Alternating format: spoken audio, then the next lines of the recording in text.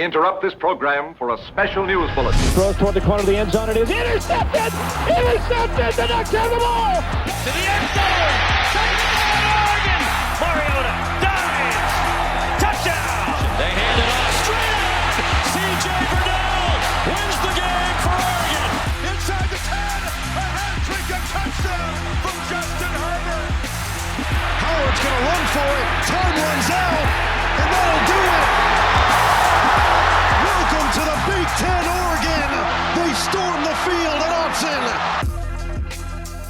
All right, Duck fans, here we go. Welcome into a live show today here on the Ducks Rising podcast. As always, I'm joined by my co-host Travis Rooke-Ley, and as a special treat, we have the one and only Geoff Schwartz along for the ride as well. Jeff, what's up, man? How we doing? Oh, glad to be here, man. You know, we had a little week off. I feel like even for us, it was emotionally good to take the week off. It was nice to like have that week off to enjoy the win and get ready to watch Oregon play this weekend. I completely agree. Travis, how you doing, man? Good. I feel like we were just saying that yesterday. Like, I know little, we were. Little week cleanser. Get to watch some other football where you're not living and dying with every play. So ready to get back to it. Absolutely. If you're tuned in live, thank you. Just a reminder that we'll be taking questions as best as we can throughout this episode. So if you have anything to ask Jeff or Travis or myself, fire away in the comments and we're going to try and get to you. Just a reminder, Travis and I put out our full Indiana preview earlier today as we record this on Wednesday. We've also got an awesome alumni corner with Keenan Howry coming later this week, so be sure to check out that one when it drops. For the most part today, we want to use this as a bit of a mid-season check-in with the Ducks. We are virtually at the midway point of the year. I know we're not technically right there, but close enough, so it felt like a good time to take a beat and assess how we got here. To do that, we're going to go through position by position and break down what we've seen so far and what we want to see more of going forward. Sound good to you guys? Yep, let's do it. Sounds great. All right, let's go ahead and get started. Basically, what we're going to ask is, what is the best thing you've seen so far from this position group, and what do you want to see more of going forward? Let's start with the quarterbacks. Jeff, what is the best thing you've seen so far?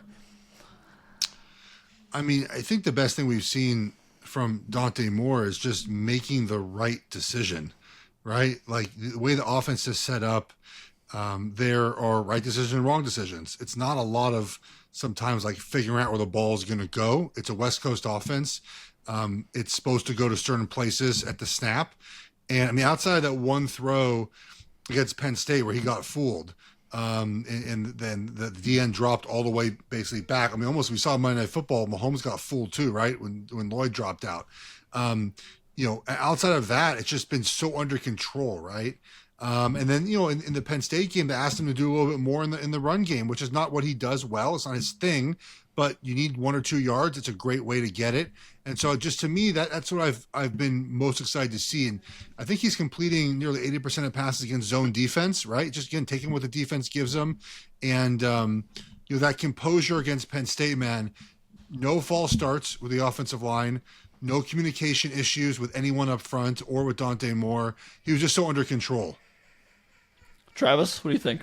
Yeah, I mean, I think it's just kind of to piggyback off that, how like clean the operation has been, how varied the operation has been. I mean, you've seen new quarterbacks in new systems sometimes take a little bit to get going. You've seen quarterbacks kind of have the training wheels on them. You've even seen that a little bit with like Julian Sands so far at Ohio State. I feel like he's taken until last weekend to like run the full offense or have the real playbook, even though he has a crazy wide receiver talent. Like, I feel like Dante has been in command from day one. They've been running so many varied sets. I mean, clearly the whole playbook at his disposal. And I think it's just a credit to the year him and Will Stein clearly had to like develop that rapport, figure out what Dante likes. We've seen a ton more like under center, a lot more play action out of that. So I think just like how varied and complete the offense has looked under Dante has been really impressive to me. Yeah, I completely agree. I think what the one thing that I took away the most of this year is just, you know, against Penn State, we didn't know how, we knew he's good, you know, but seeing him be that good in that big of an environment and just like not shrinking in the moment, you know, I think anyone can play in at home or against, you know, in that Northwestern stadium. But when you see 111,000 people yelling at him, and for him to play that well, I think that really impressed me the most.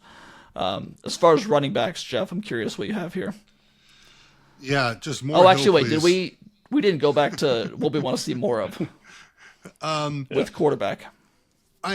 There were just a couple plays of game he misses. I mean, it's such nitpicky, right? Like he just, there was a guy, I think Sadiq was actually open against Penn State for a touchdown. We scored that on that drive, but just like stuff like that. Again, it's so picky. He's the one thing that I want to stress enough about like this offense, and it's important to note because I've been doing some Joe Moore Award watching of other offensive lines and just sort of honing in on what's happening around the rest of the sport. And like, the Oregon system is so pro-based, and the protections, the routes, what Moore is asked to do. It's why Bo Nix and really Dylan Gabriel last weekend, and these guys come in, they're like ready to play immediately. It's not like that other places, and I think that's important to notice. He's handling a lot.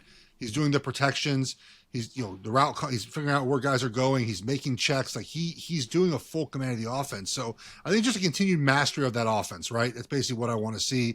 He's not missing a ton of guys. There was a comment in the Northwestern game. He missed a guy. I actually didn't think he really missed a guy. Like, I mean, it's just sort of that type of thing, right? We're like just maybe here and there a couple better plays, but otherwise, I don't think there's much to critique right now.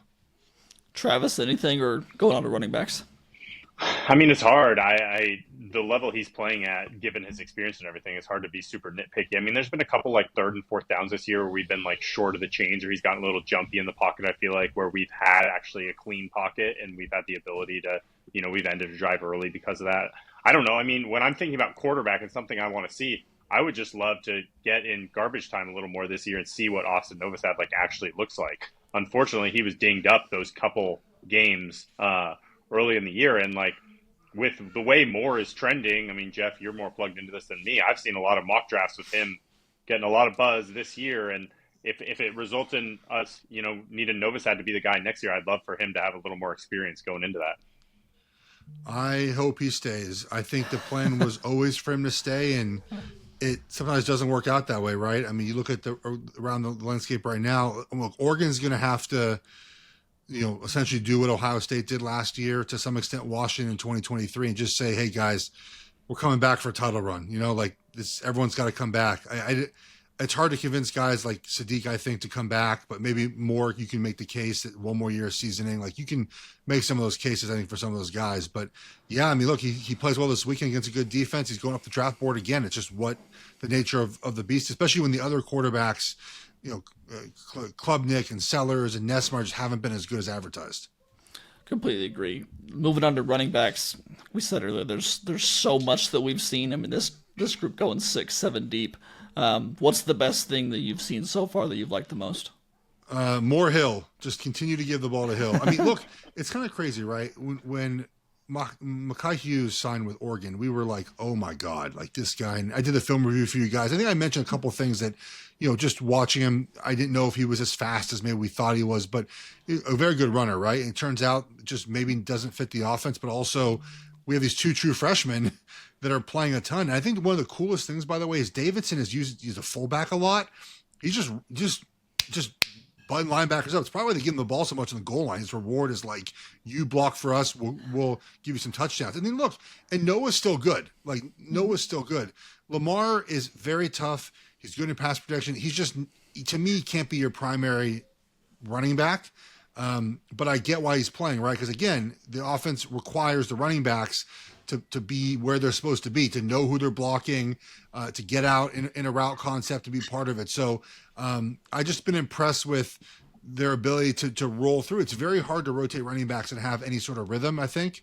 I don't terribly like it, but it's worked for us. So I've been pretty pleased. I think seeing Hill improve every week, like there was, when he played against Penn State, like he was clearly one of the better athletes on the field when he got the ball, right? It's very clear that he's a special type of player, even if he's not getting full reps now. Jeff, when we talk about Hill, I know one of the conversations that Zach and I have had is like this kind of strategic use of him. And I know one idea I've had floated to me on why he's maybe not getting as many carries as some of us would love right now is they've been using Lamar and Whittington to kind of take more of those hits throughout the game, a little more of the interior run game, and then use Hill strategically on the outside. Do you see Hill as a guy that, like, are you hoping he'll turn into that, like, bell cow that's getting 20, 25 carries, or do you think this is his role to, like, use him the best way? I hadn't thought about that, but you're absolutely right. That's what they do. Hill runs the ball outside the tackles. Essentially, that's all they call for him, right? Not much. They call a couple. Now, the Penn State game, he was playing well, so they did give him some runs between the tackles. But a lot of times, those other running backs are taking those runs between tackles. And I think part of it, too, is the runs between the tackles take a little more feel and a little more like, okay, here's how the blocking is supposed to go. Here's the defense, like a little more pre-snap and then post-snap. Some of the outside zone stuff, it's like just run as fast as you can right to this gap. And just, and like, there's not much, especially, and look, they have a fullback. Like, again, Davidson's played a lot with him, that two-back set. And I remember with Adrian Peterson, this is in 2012, okay? He rushed for 2,000 yards. We were 9 yards short of Eric Dickerson's record. But Adrian Peterson was not the best at reading what hole to run into, believe it or not. He loved the fullback because he followed the fullback. He just, if you watch a lot of those runs from that year, the big runs behind the fullback, he's great. He just full speed ahead. I'm following this guy. I'm using my athleticism, my strength. I'm going for, like, some guys just need that sometimes. And I hadn't thought about this, but a lot of the runs they use for him do tend to follow a fullback, a tight end, and they sort of are outside the tackles. Interesting. It seems like that was I don't know if that formation has a name, but that was the first time I can remember against Penn State, us lining up in that set where you had, I think it was Davison alongside Moore, and then Hill split behind him. I think that was the first time I can remember. I don't know about you, Geoff or Zach, that you can remember Oregon using that formation. Well, they did it to start the second half of Northwestern. Now, they didn't do it where they were like, almost was like a strong formation you would do it out of under center, right? Where they were, guy was next to, it's basically, that's what it was, strong and weak formation. But they did the two backs against Northwestern. They just haven't done that specific formation yet. It's really, again, it's just stretch essentially with a fullback, like stretch boss with a fullback. But, they're doing it with out of gun essentially, right? Instead of even pistol. So that's all it is. It's just an old school run, but they're dressing it up from shotgun. But also the two backs in the backfield, it kind of messes with teams. Like, they don't know how to defend it. They don't know what personnel to put in. And it worked really well against Penn State. I think those outside zone runs are going to be important against a team like Indiana, who's really good sort of in the middle of their defense. Yeah, and Travis and I have talked about it before. I think that, one thing I want to see Deere get a little bit better with pass pro, just because I think that will allow him to be on the field a little bit more than he is right now. But that's something that's going to come with time. I mean, he's a true freshman. He's not going to have the pass blocking abilities that, Noah or Jaden do right now. And teams will start scouting that, right? Like, you're going to have to put him in and pass the ball with him sometimes. And you can make it simpler in first down sort of situations where you might not get as much looks from the defense, because he's going to, if you only put him in to run the football, it's pretty obvious. And Oregon's a team that understands tendencies like that. I don't think they would do that. Yeah. Let's go to wide receiver. What's the best thing that you've seen so far? I mean, Moore is incredible. He's so good. So funny in training camp, not even training camp, spring ball, and we heard about Moore, and everyone said, I knew people in Division Street that were like, this kid's different, man. He's different. And I kept saying, like, Dan Lanning's never played freshman. He's never played freshman offense. It's never been his thing. And they're like, no, just wait. And I think he's been everything as advertised. But I also think it's important to note, like, they've gotten contributions from Gary Bryant and Benson. And Benson, kind of, and Bryant too, sort of like non-contributors where they've been. They're okay, but they're getting the most out of them. And then, we're seeing the depth pop up a little bit. But obviously, the Penn State game reminded us of, like, who the top guys are. I mean, they really didn't rotate at all in that game on offense. They played four receivers. Position. Yeah, that was it. So who was the fourth? McClellan? Yeah, McClellan. Yeah. So I think that's it's been good to see sort of who the top is. I think the thing you would like to see more is just depth, right? You just want, I think they were trying to get some depth, right? I mean, Lowe, we know, can play. I should assume when he's healthy, he'll get some more. I would like to see more from Casper. I thought that we'd see a little bit more from him, but I think his route tree right now feels a little limited on what he's going to do. And then Cooper Perry, obviously, Did he go to Penn State? He just didn't play? Do not remember if he traveled or not. He didn't play. I don't. So I wonder if yeah. So is he going to redshirt? I don't know. We'll see. I would need to look at his game log to see how many games he's actually played in. But Well, it's interesting because, like they gave him a 4th down throw against Oklahoma State. Like they purposely gave him so they were giving him things to do, and he kind of just wasn't. So to me, it's just depth, right? Just trying to find a couple more guys. People were really worried about Tez Johnson leaving. Like, what are we going to do in the slot? They figured it out. Like you're not the same offense every year. Like you don't. Tez Johnson was valuable because that's what Dylan Gabriel was really good at. Now we have guys that can stretch the field. That's what Dante Moore is really good at. Cooper Perry has played in 4 games, so if he plays one more, he's not redshirting. I was so kind of curious about that, if he's going to do the redshirt thing after I didn't see him on the field at Penn State. I think we'll find out this weekend. Yeah. Yeah, I mean, I don't know. I wouldn't be surprised if there's a better chance that Casper ends up redshirting and Interesting. Finding he was ruled out for opportunities. the Penn State game. I don't know if he traveled either, but he was on the injury report as out before the game. So, yeah, I mean, I think for me, I think a lot of us knew Moore would at least be very reliable. He's obviously exceeded those expectations, but I think just the reliability and consistency that Benson and Bryant has been huge. I mean, those two turning into dependable second and third receivers have made this unit be probably a question mark at the start of the year to now, above average Big Ten wide receiver unit for sure. I mean, Bryant had some big catches in that Penn State game, 3rd down catches, obviously the game-winning touchdown. Benson's been reliable earlier in the year. So I think those guys at development have been huge in upping the floor of that room. When there was a lot of slander in the offseason about those two guys. I mean, we saw it everywhere, your Duck Twitter crowd saying, oh, those guys are has-beens. Those guys weren't highly recruited enough. Those guys are talented players that have battled injuries, but obviously are in an advantageous situation now. Yeah, I love that, Jeff, you said that people were telling you that Moore is different, that Dan Lanning doesn't play freshmen. What he never does is trot out freshmen for media availability, and that's what they did today with Dacordian Moore. It's the first time in Lanning's era they've allowed a true freshman to talk to the media, which I thought was, it kind of just showed you how much trust they have in him, that not only to play, but also to be one of the faces of their program, which I think is awesome. Did Dan get asked about that? Yeah, I asked him. He said he's just someone that I think is playing a big role for us, and I think he deserves to be in this spotlight. Okay, awesome. I agree. I mean, having just talked about Davison, Hill, Moore, all true freshmen, it's good times knowing you're going to have those three for the next 3 years. Yeah, exactly. Anything else you want to see more of from the receiving core going forward? Again, it's kind of nitpicking. I mean, don't slip on 4th down against who was that a couple weeks ago? He slipped and fell down. I don't know. Just I think that feels like we're doing the right things. I don't know how many criticisms for them. Yeah, I agree.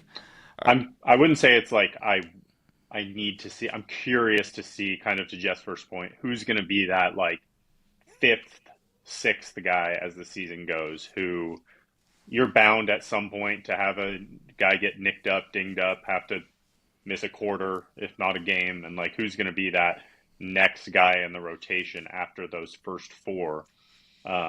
Obviously Justice is probably the bet if he can get healthy, but I mean, they clearly love Perry a lot, and I don't think Dan's afraid to burn a guy's red shirt if he thinks he's going to help him win. No, completely agree. All right, tight end. Feels like another kind of obvious answer.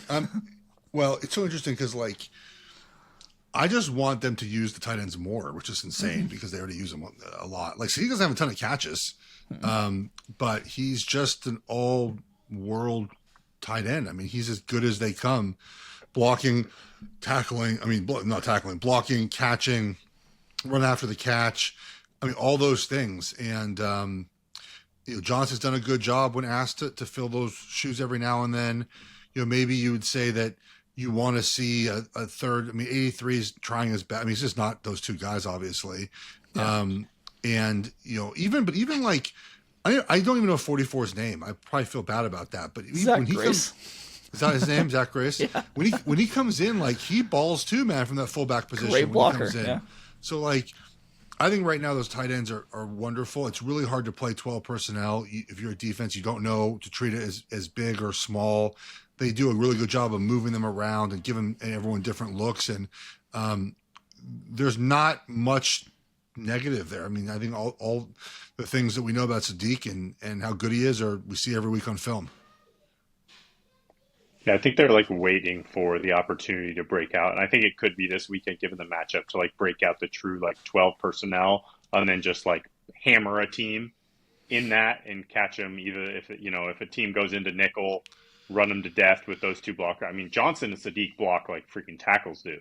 I know. So what they can do in the run game with those two, and then also if a team needs to beef up a little bit, like I think at some point you're going to see those guys get let loose a little bit down the field. And like as much as we love on Sadiq, I mean, Johnson is a threat down the field with the ball. We've seen kind of little flashes with it beyond the shovel pass that gave us all a heart attack. So I don't know. I think at some point this year, Stein's going to show like that drive we've all been waiting for where he just like no subs a team and pounds them down the field in 12 personnel. Yeah, I would really want to see more of what Johnson could do because we saw him as a recruit. He was really good. I saw some flashes of it at Louisville. I mean, the dude is so big. Like I think he's much bigger in person than you really think when you see him on the screen. But we know what Sadiq can do. But I think Johnson has a different athleticism that really could open up this offense. Well, look, this week's a good test. I think Indiana with their linebackers, like I don't know if they could run terribly well. They're good against the run in the box. Like this to me feels like a very outside the tackles game, and you could really set matchups well with those tight ends. So it would be a good weekend to use that. They're just so multiple on offense, man. It's so much fun to watch. All right, this is what I really want to hear. What is the best thing you've seen from the offensive line so far? Two things really stand out. One is Poncho. His ability in the middle to just get everyone on the same page is really advanced. I know I highlighted it in the Oklahoma State game where I think it was Oklahoma State where the guy came down and he's able to identify. It was Oklahoma State. I forget what game it was where he's able to identify a guy coming out of the sky and knowing exactly who to go to there. Maybe it was Oregon State game, and we saw against Penn State just great communication, like unbelievably great. Good snap counts, good communication. Like it just was so well done. And I think his presence in the middle is so reassuring for everyone. People wonder, okay, this offensive line came together pretty fast. How are they playing so well? Well, it's Poncho. It's he's doing the job and making sure that this group is playing really well together. So, and then I think I just, I think I told you guys for a while, like I thought Harkey was going to end up playing. Sorry guys. Did you lose Harkey him? was going to end up playing. Lost your audio for a sec. A lot there you of. go. No, you're sorry. back. You're back. Got me. Sorry, my FaceTime was happening and my computer was all going. It happens. Sorry. And so to me, like Harkey, I didn't think he was good enough to play tackle and pass protection. I still think there's some issues there, but dude, his physicality, man, like he is such a physical player, and that type of attitude really permeates itself through the offensive line. So those are kind of two things I've been really impressed with.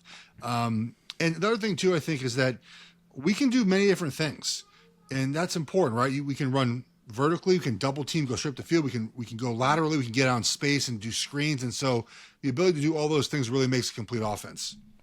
I want to ask you about Poncho. How comparable is he to JPJ from a couple years ago? I mean, they're both elite centers. I don't know how different they are. I don't have a trained enough eye on the offensive line, but what do you see when you kind of compare those two?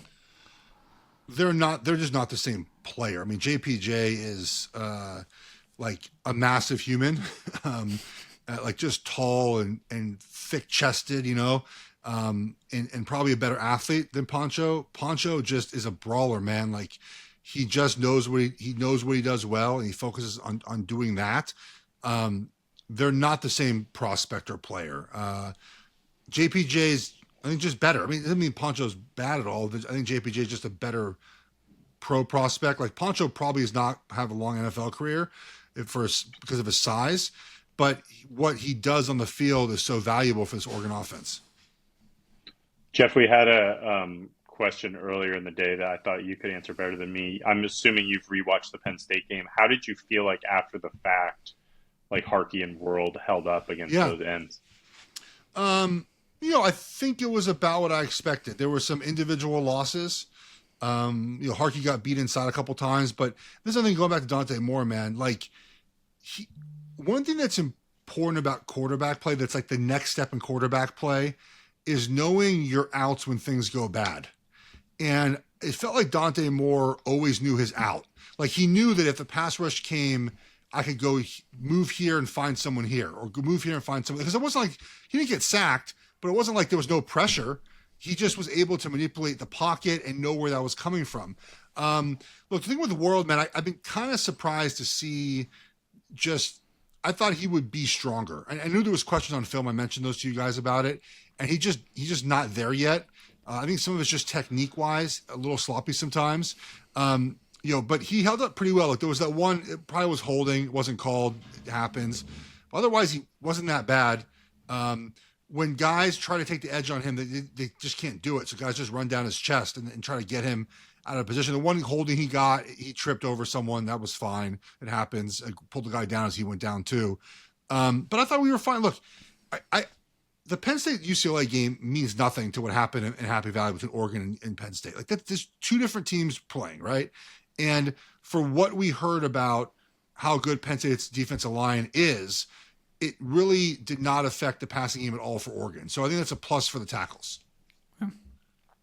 Yeah, so go ahead, Travis. I was just going to say, to that point about Dante, I mean, you just see how much quarterbacks play a role in not only sacks, but, just maneuvering the pocket, knowing where the blitz is coming from, stuff like that. I mean, you compare Dante to a guy like Damon Williams at Washington, who is a crazy freak athlete, but takes more sacks than almost anyone in the country because his ability to maneuver, know where pressure's coming from, navigate that pressure, know your hot read, stuff like that is just completely on a different level. So I think a lot of times guys attribute how good of an athlete someone is with how easy they are to sack. And it's in reality, that's just not the case at all. I think Dante, not that he's a bad athlete, is the perfect example of that in a game like Penn State. Yeah, Damon Williams, our Heisman favorite. It's not quite going that way, is it? It's unfortunately for Washington. It's a bummer. Well, good thing they beat, Maryland, the championship. Come on, Maryland. So being up 20-0. Come on, Maryland. You're better than that. Let's go. They are. All right, let's wrap up the offense. I'm just curious, a few quick hitter questions. Most impressive position, the biggest surprise, and how can the offense as a whole get better from here to the end of the season? I mean, the most impressive position is probably the depth at running back, right? I mean, we're throwing out Dante Moore. That's an easy answer. But to me, the depth at running back, it's been really special to see those guys roll in and be able to play. You said do you have a disappointing, you said? No, biggest surprise, and then how they can get better as a whole. Yeah, I think better. I think there's things on the offensive line. I think individually some guys can get better. Like right guard can be a weakness. You got to get better there. And then it's so hard because they have no negative plays ever. I don't even know what to. I don't know what would be better than just being individually more consistent up front.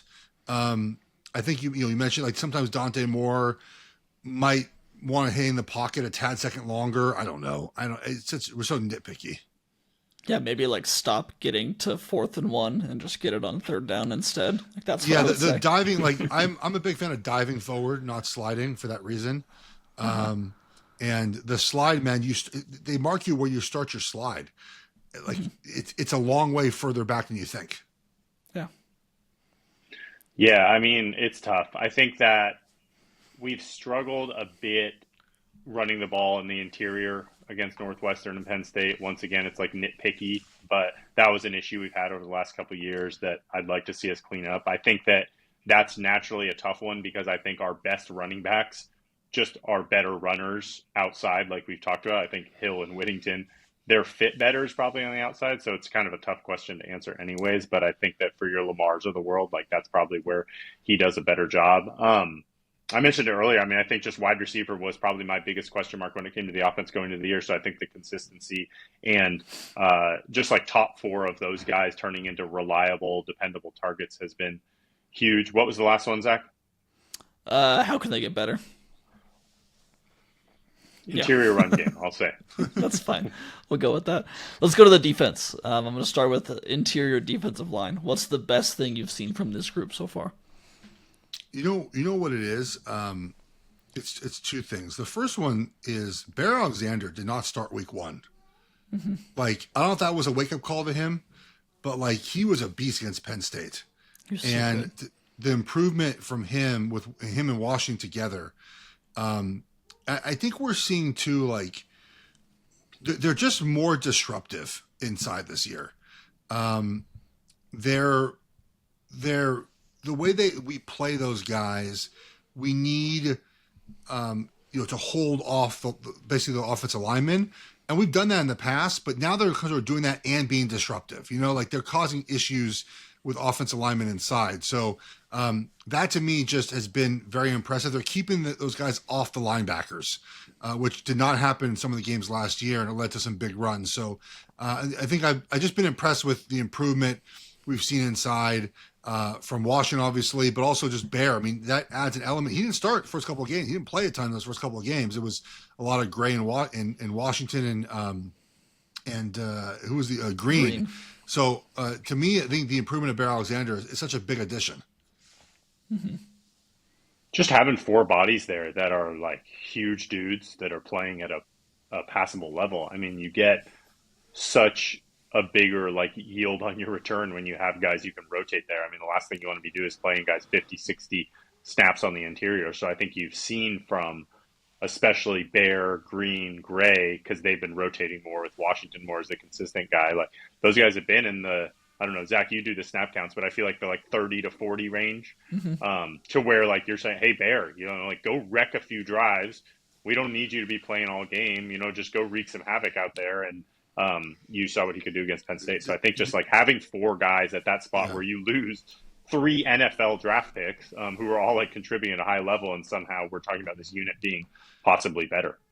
And then, by the way, so Dan told me that he only wants guys inside to play 40 snaps max a game. Yeah, like he that's told the us goal. that Now, obviously, the Penn State game, you might just extend those guys. It's just the way it works. The other guy I want to mention, so Breland is the third down pass rush guy. Mm-hmm. He was Penn State. They were like, he got home a little bit. He didn't get home and sack Ballard, but like he's getting better. He's not getting a ton of reps. It's hard just to be the third down guy, but he's showing a little bit more every game he gets to play. Yeah, is he a guy, Jeff? From what you've seen, is he a Mateo replacement? Can he play there next year? Or is he an interior guy? No, I think his goal is just to get stronger and be an interior guy. He feels more like a Dorless to me. Can kind of play that. Yeah, like a Dorless or Derek Hampton type guy. Got it. Yeah. All right, let's go out to the edges. Mateo, Tatum, Blake. There's still a lot of guys, but what's the best thing you've seen so far? So to me, the best thing is their run defense this year is 100 times better. Mm-hmm. Last year, tackles were able to capture the edge pretty well on these guys. They had bad eyes. They would peek inside. They would not keep that edge. I feel like both defense, they are keeping the edge much better this season, and it's preventing a lot of runs from getting outside. That was our weakness last year, was outside runs, and it's preventing those runs from getting outside. So I think the effort those two have showed, and they're mostly, they're basically just playing two guys. The effort those two have showed in run defense to me has been very impressive. Is that a technique thing? Is it skill? Is it effort? What do you see? I think it's skill, and also just they look stronger this year.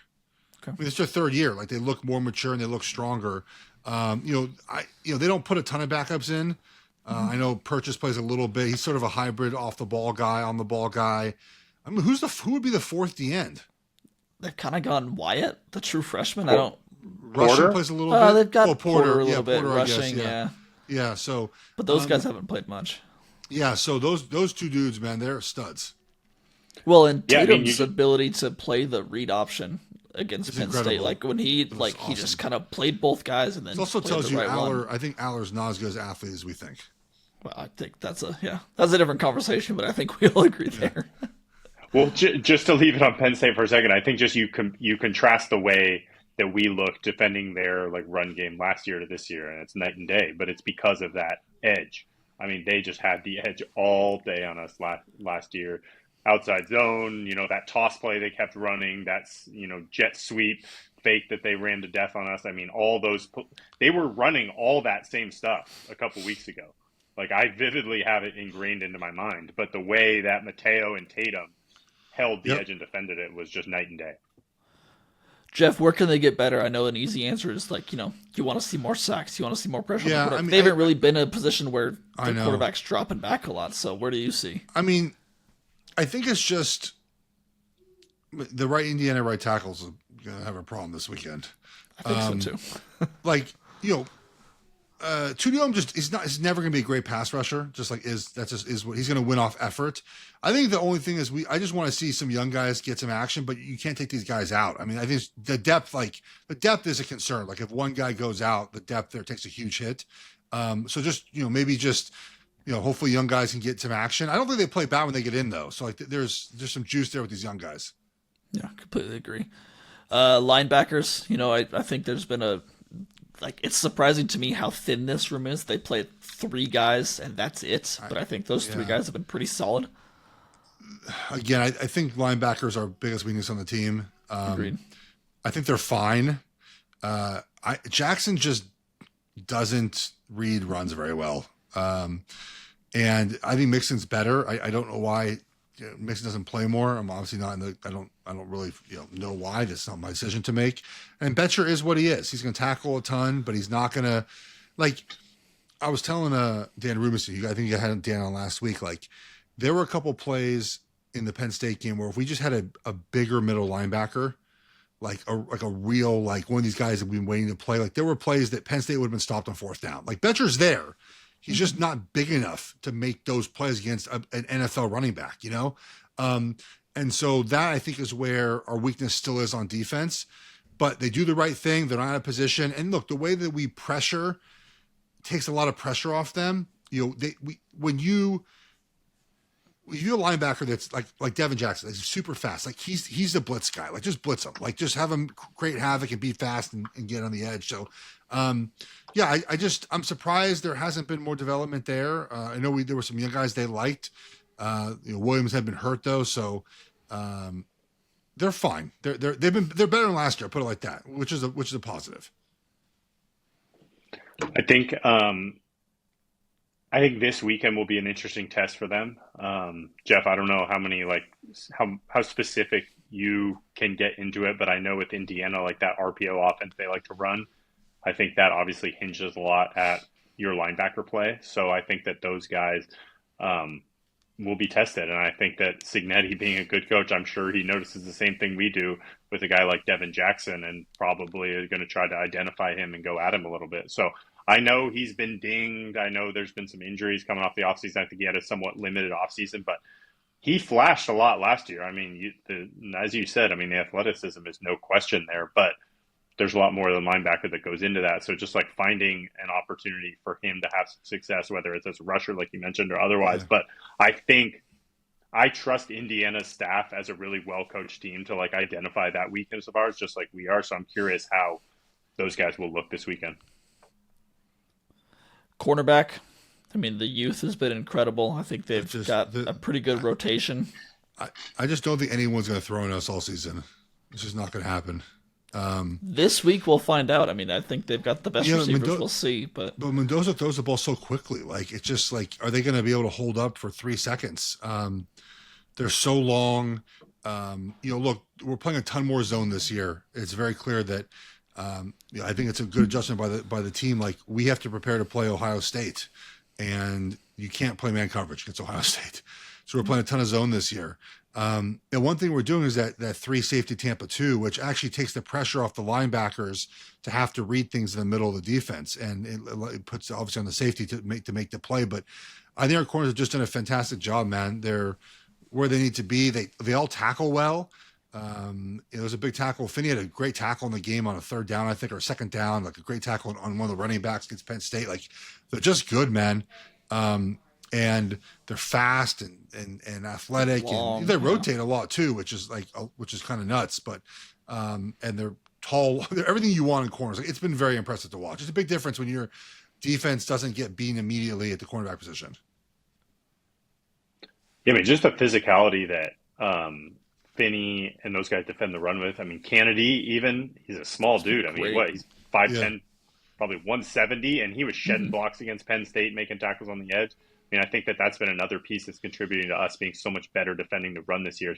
Outside has been those guys' physicality they're playing with. I mean, I'm interested to see this weekend. I mean, I think Surratt and what's Cooper? Is that the other receiver? Cooper. I think they'll take some shots. They'll probably have to be quick, like Geoff mentioned. But I hope we see some opportunity this week for Finney and Iffy and Theron to make some plays out there. It feels like we've just been waiting every week. Like we thought against Oklahoma State, we're like, they throw the ball a lot. They might throw. No. Penn State, they've got 2 new receivers. They'll try and throw. No. Like, will Indiana? I don't know. They may just, like Jeff said, people may not all year. And the one play that Penn State made, that was on a safety. They got a safety on the Lope a bit. receiver. Feeneman got burnt a little bit. Is there a stat out there, Zach? Like, has Brandon Finney I can't even picture somebody catching the ball against him this year. There was one, I think we talked about it last week. Eric Scopel brought it up, or he tweeted. I don't have it in front of me, but he had allowed something like 4 catches maybe on I think 18 targets. Like it was very, very slim. Crazy. And for a true freshman to be doing that, just incredible. Safety, I think it's been super impressive to see. I know, Jeff, you've touched on this, like Aaron Flowers and just their ability to play the run and just come up and be hitters and not just pass protectors or playing the pass. It's such a big difference in the run game. The biggest difference, in my opinion, between college offense and college defense and NFL defense is the ability for the safeties to play in the run game. In the NFL, they're always in the box. In college football, they're rarely in the box. And our guys, dude, they freaking fly downhill. Reckless abandon. They're making tackles.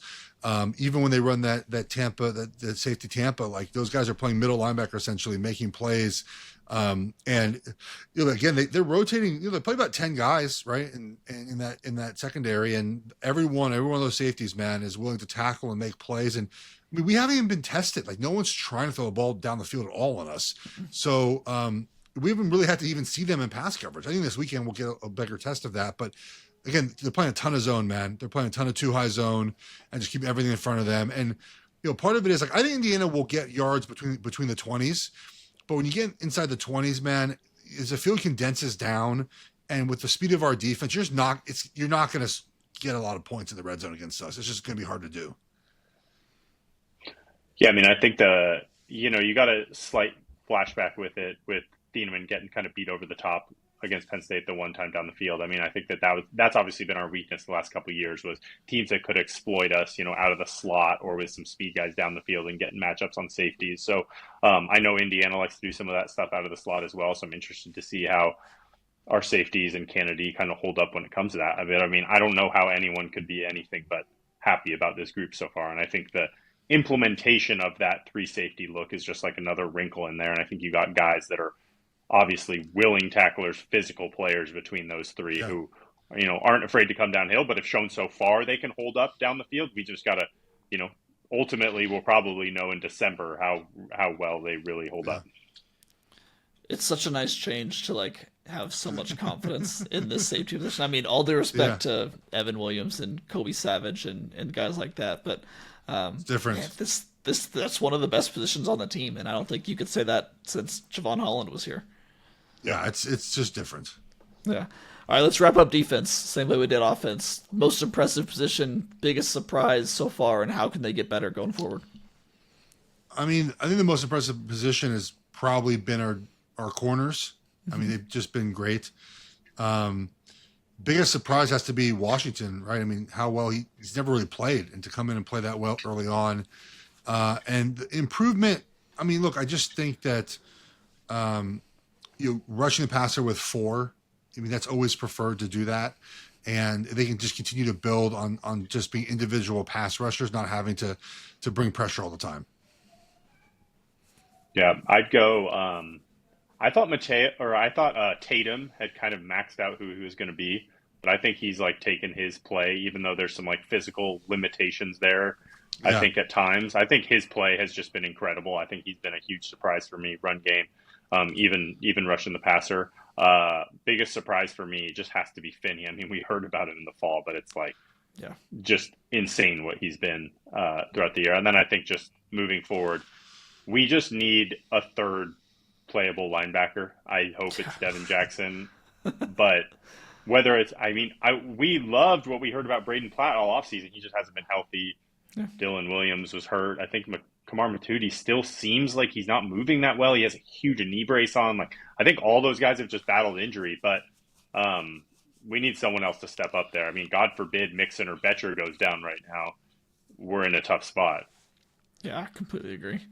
I think I would almost say the secondary as a whole has been the most impressive for me. I know that's kind of a cheating answer, but like the quarterbacks and safeties, they've all just been so good compared to what we knew going into the year. Yeah. I'd almost say that the biggest surprise is the defensive line and the rush defense. Like, we had major questions about them going into the Penn State game, and the way that they stepped up, like that, I wouldn't say shocked me, but I was like, whoa, I did not see that coming for them to be that good. And then I agree, the linebackers just that'd be where they can get better. I think that's probably, like Geoff said, one of the biggest weaknesses on the team right now. I'm kind of scared for what that could look like come December. Let's look. Maybe young guys get some more run as they get healthy. So hopefully we can see some. Look, I mean, Nick's played very sparingly early in the season. He looked fine when he played, but obviously playing a true freshman at that position is kind of hard to do, I think. Yeah, I agree. Let's get to some Indiana real quick. Geoff, I want to get your quick thoughts on Indiana. What did you see in this game before we get out of here? I mean, look, so here's a question. Like, how many players in Indiana would start at Oregon? We talked about this last night. I said, like, maybe 2. Like, who? Surratt maybe would be one. He's played one of the wide receivers, probably. I'd say Surratt and then probably Pons, maybe.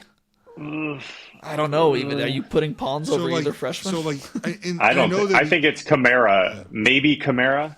Is he better than Tatum? I don't know. He's smaller. The thing is, like, I know saying this after Penn State just lost to UCLA is maybe a bad way to look at a game, but like, we're just better. I don't know like how else to say that. Like, we are just better, and we have yet to see this team play with a lack of focus in any single game. So there's going to be no hangover. There's going to be complete focus. And also, too, just the bigness of the game, right? Like, game day is going to be there. CBS Sports is bringing their entire crew out to Autzen to do the game as well, the pregame show. It's a top opponent. And, they play a ton of zone. Dante Moore's great against zone. Their defense, to me, collectively is good, but like individually, they don't win a ton rushing the passer individually. There's ways to. I think Dante Moore is a big game. I think he throws for 300 yards. I think there's a lot of opportunity in this game for him to get the ball down the field the way Indiana plays. So, and again, like, if they have to pass the ball at all in this game, they just don't have a chance, right? I mean, their offensive line, I think, can hold up against us. So I feel pretty good about where we're at right now and heading this game. I think we're better. And I mean, you win, but if our team is focused on the goal of beating Indiana, we're going to be fine.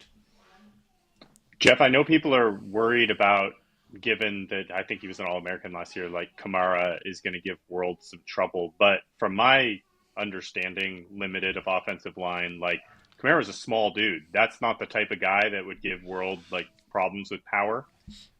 I mean, if he gets under him, he certainly can. But the thing is, I watched Indiana play Illinois and watched him play Iowa. Like, I don't see a ton of individual one-on-one wins for their defensive line and pass pro when they're going, again, like having a one-on-one. They win with movement, line stunts, pressures. So I'm not really worried about like one-on-one head up against Isaiah World. That's not my concern. If they move a little bit, sure. I think you go after Luley and you just try to get him into space and see what he does there. But again, like, we just played Penn State on the road. We're not going to face a pass rush like that the rest of the season. I don't even know what the best example. I mean, USC rushed the passer pretty well, but I guess I don't know who that team would even be right now. So I'm not that concerned about it. And look, if you win first and second down, it makes third down much easier, right? And so if we win those downs, or I think we will, will have an opportunity to make some plays. So I'm curious how much they let Mendoza throw the ball down the field. The RPO stuff is great, but again, like if we play man coverage to that, we are corners on the wide receivers. You play some zone, maybe there's a little bit of opportunity there, but we'll see how that ends up working out. Yeah, Travis and I talked about it yesterday. I love the spot that Oregon's in right now. Like, they went on the road and this team plays really well when they have a chip on their shoulder and they're trying to, like, prove it. And they went on the road and proved it. And then, of course, they had the bye, and then Penn State did what they did. And now it's like they have to prove it again for whatever reason when they just did. Dumb. Nothing's changed. This team's still really, really good. It's like, all right, now people are doubting them for whatever reason just because the team they beat them twice. And so it's like, all right, I love this team with a chip on their shoulder at home with game day. Yeah, absolutely. It's going to be wild. The atmosphere is going to be nuts. I mean, Indiana they played the better teams on the road, but they're just not as good on the road. Like, they just haven't been as good on the road. They haven't been as impactful on the road. And so I'm curious to see that environment again this weekend, how it impacts them. Yeah. Students are back too. Love it. Oh, yeah. Travis, you got anything before we get out of here? No, fired up for Saturday. Like you said, I mean, pretty dang big national stage, and I think absolutely. You typically don't see Lanning shy away from leveraging that however he can. So no, I'm sure he'll do just fine with his pregame speech. Yes. All right, let's wrap things up there. Thank you all for tuning into our live show. Thank you again to Geoff for hopping on with us for this midseason check-in. I think I speak for myself and Travis when I say that we are thrilled to have you with Ducks Rising and do the film room each week. That continues to be like the single best piece of content in the Oregon media sphere. So we really appreciate your hard work. Outside of that, though, let's go have a fun weekend. We'll be back on next week to break down the Indiana game. We'll catch you guys then.